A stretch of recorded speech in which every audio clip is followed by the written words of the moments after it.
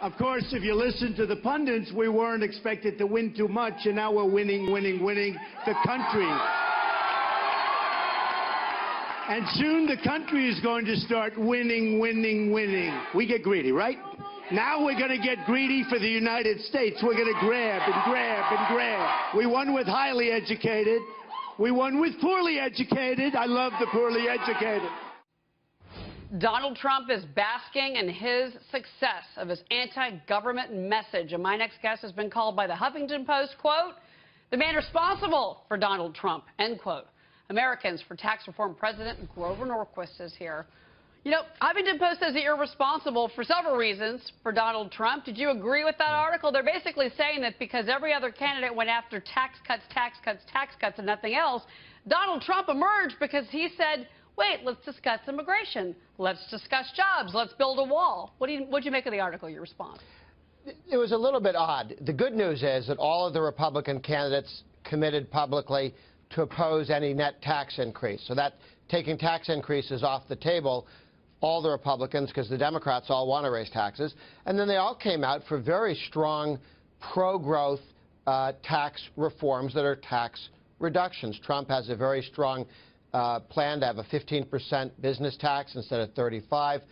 Rubio goes to zero capital gains. Cruz takes the rates down and flattens them.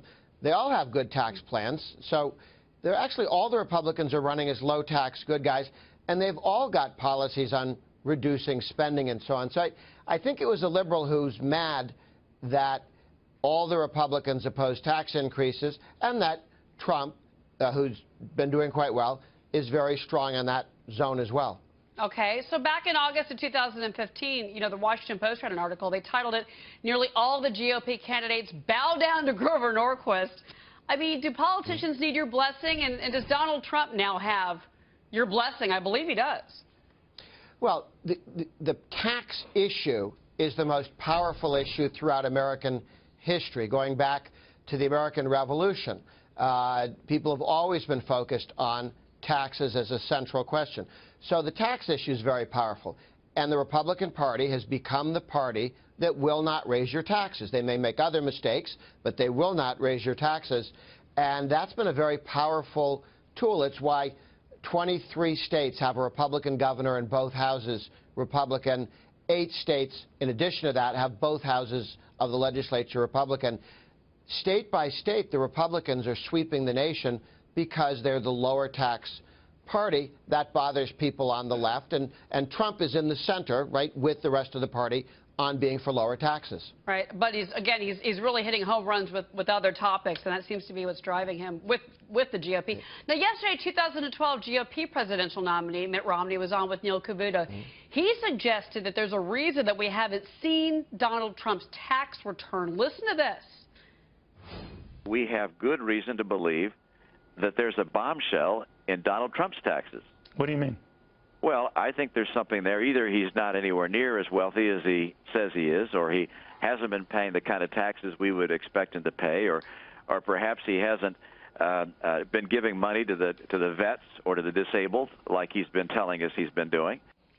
Okay, so that was yesterday with Neil Cavuto. Trump responded in a tweet. Here's what he said, quote, Mitt Romney, who is one of the dumbest and worst candidates in the history of Republican politics, is now pushing me on tax returns.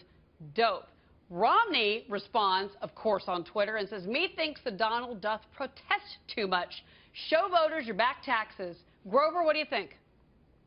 It's an interesting question. I actually tend to think people should have privacy on this issue. But the other point is, given how Obama and Koskinen have so politicized the IRS, they've already been looking at Donald Trump's taxes, and they'd be leaking them if they thought it would be helpful. I don't trust that Mr. Obama's IRS would not violate the privacy of Trump or anybody else. We know that they've been doing that with other people. Well, Grover, you know, certainly taxes, money, economics, jobs, it's all on the table. It's going to be a fascinating year. Grover Norquist, thank you very much, Grover. Good to be with you.